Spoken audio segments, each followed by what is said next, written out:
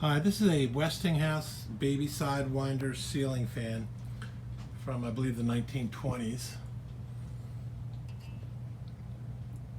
And it's a relatively small fan, and it's interesting because the whole top of the fan spins with the blades. And I found an original 3-speed power switch. And blades on these fans are usually bent up and kind of nasty looking. So I had new blades made, laser cut out of 6061 T6 aluminum and also out of a brass. So here's my piles of blades. And so I just got it working.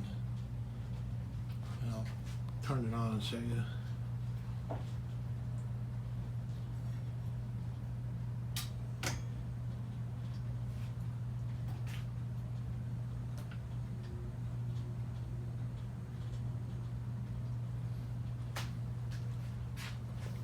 I have it on speed control, a KB speed control.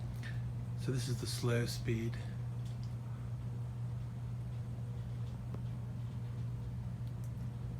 Very quiet fan, actually, for being 100 years old.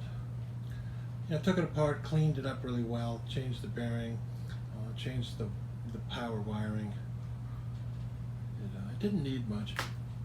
These fans tend to get the bearings kind of gunked up with old oil, and it makes them a little sticky and it kind of jams it up. So you just have to clean everything really well. And I changed the ball bearing. There's a thrust bearing at the bottom. I'll show you full speed.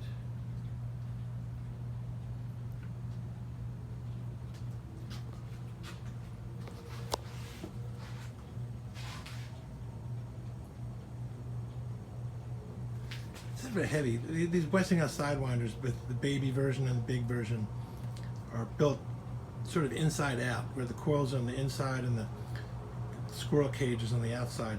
And they have a lot of momentum. So it takes them a little while to spin up and down.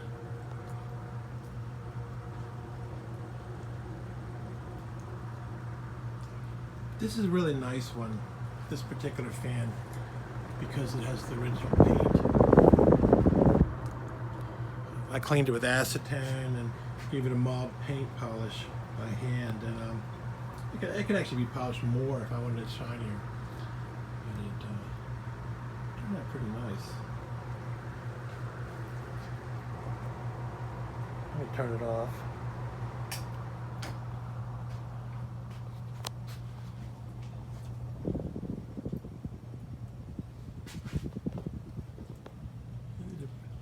It's a nice fan.